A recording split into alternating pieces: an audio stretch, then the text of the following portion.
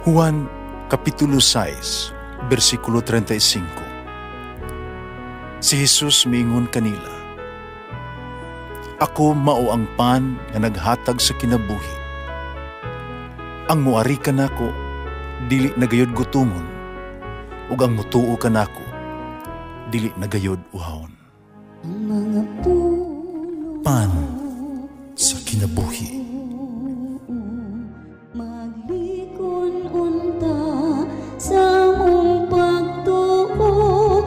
Gagakakabi sa pagtuman sa imong mahal nga kasuguan. Ginoo kaninyo. Santos nga Ebanghelyo sumala ni San Mateo. Miadto sa kagulingong lungsod o nanudlo sa mga tao sa sinagoga. Natingala sila og miingon, di naman niya kuhaa ang kaalam o talagsaong mga gahom. Dili ba anak man siya sa panday? Ug si Maria, ang iyang inahan, dili ba si Jose, Simon, si Judas ug ang iyahang mga igsuon? Dili ba ang mga igsuon niyang babae, nagpuyo man dinhi? Ano nagkaangkon man siya ni ining tanan? Busa, gikasilagan siya. Si Jesus miingon kanila, ang propeta, tinahod bisag asa gawas sa kagulingon nga lungsod o panimalay. Wala sa mong himog dito daghang milagro tungod sa kakulang sa pagtuo. Ang Ebanghelyo sa Ginoo. Pasalamati ang Diyos sa tanang mga Diyos, ang iyang gugma manungtanon.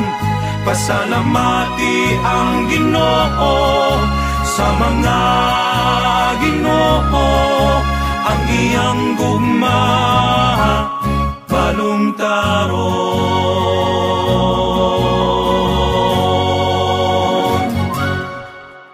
Sa Ebanghelyo karong adlaw, atong makita ang duha ka butang mahitungod sa Dios. Unang mahitungod sa unsay gusto sa Dios gikan kanato. Ug ang iyang gusto mao ang atong pagtuo. Sultihan ta ni San Mateo nga si Jesus wala gyud makabuhat og mga kahibulungan gamhanang mga butang didto sa ilaha tungod sa kakulang sa pagtuo sa mga tao. Ang pagtuo sa Dios, pagsalig kaniya ug kaniya lamang. Kaya pagtuo mao man ang pagdawat sa gisulti ug gibuhat sa Dios kanato. Kini mao ang hugot nga pagtuo nga dili pagaduha-duhaan ang iyang pamaagi o pagduha-duha sa iyang kabubuton o dili pagsupak sa iyang balaan nga mga plano. Gusto sa Dios nga to ang ibutang atong pagtuo diha kaniya.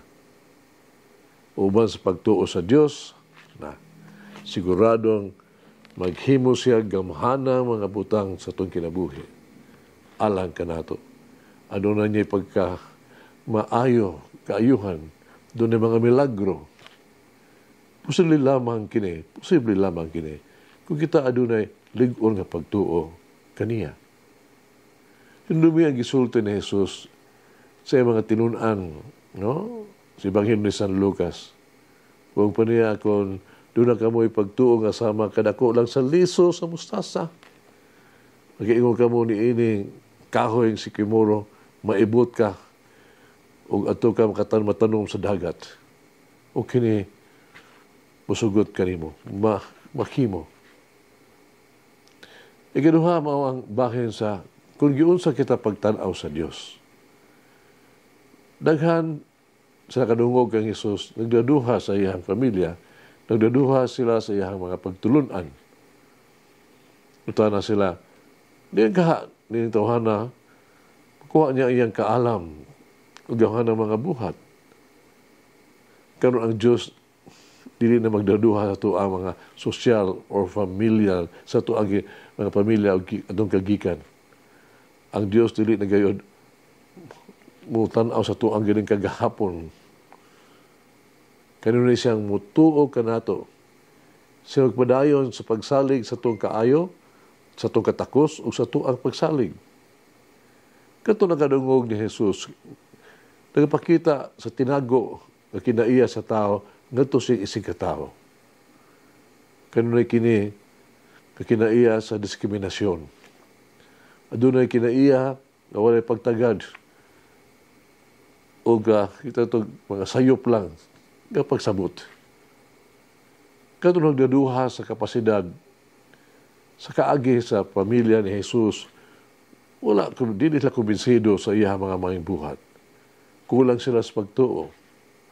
Karon ato hinunduman nga ang Dios dili gayod mapayhugon, dili mo discriminate bato kanato. Ang Dios kanunay gyud mudawat kanato bisan kinsa pa kita, bisan unsa pang ato ang mahimo. Kitang tanan anaa sa pagkaamahan sa Dios ug sa pag-inig sa unay ni Jesus. Kinausaw nagpatinaw sa pulong sa Biblia. Dili ba siya ang anak sa panday? Dili ba si Maria ang iyang inahan, iyang mga igsuon, Santiago, Jose, Simon, Judas? Dili ba kauban nato ang tanan niya mga igsuong babae? Doon na sugilanon bahin sa kabarbero, uban siyang kliyente ba, yung gitupihan, yung customer, nag-istoryahan na sila. Ang barbero may ingon, sa akong hunang-huna, no? Pumunta niya, doon sa kabutang nga sayop kayo sa imong relihiyon, sa inyong relihiyon. Sa tanawa, ang palibot o tanawa, daghang kaayong palibot kay gutom, mga kabus, ng mga tao. Doon ay daghang kaayong krimen bisag asa. Way kalinaw. Ang mga tao nagsig-away, una-una lamang silang kaugalingon. Parbero, nagpadayon siya pag yaw-yaw sa tanang mga negatibo niyang obserbasyon bahin sa mga Katoliko. Ang iyahang customer namati lang, no? Namati lang kaniya.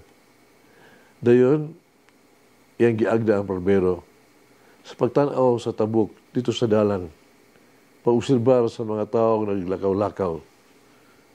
Mingon siya, sa ako sa una-una, no? Adun usa ka butang sayop, no? Sa mga barbero. Ang gutana ang barbero, ngano, unsa man? Ayan ko sa miringon, mitubag. Tanawa na gunang patanoon nga lalaki, taas kayo mga buhok, hugaw, nagkarong, no? Tanawa, dili agkan tanawon.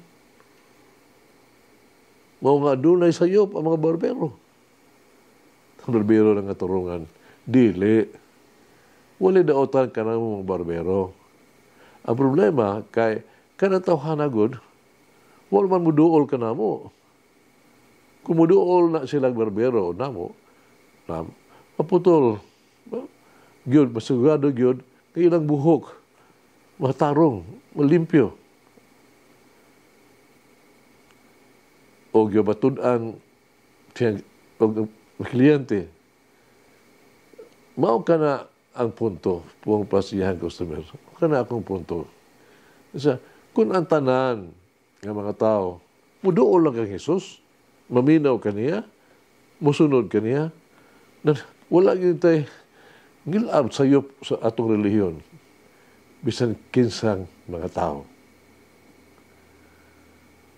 May soon, tinuod bang gidawat nato si Jesus sa tuwang kasing-kasing, sa itong panimalay.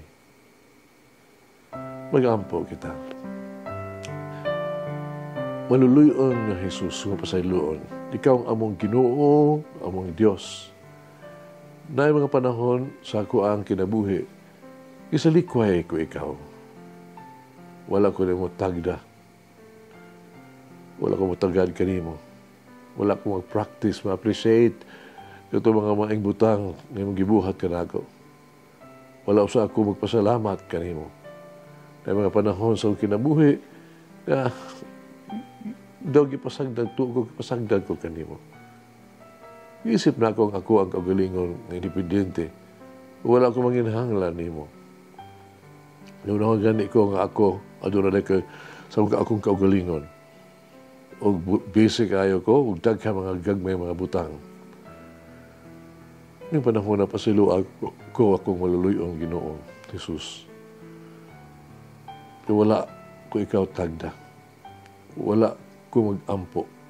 Wala ko na magsimba. Wala ko tumanang imong mga sugo. Kung adlaw uban sa imong grasya, ug giya, musaad ako nga magbag-o alang sa kaayuhan. Pasilo ako. Ako iuli. Ako mahimong mas maayo ug makabig balik kanimo.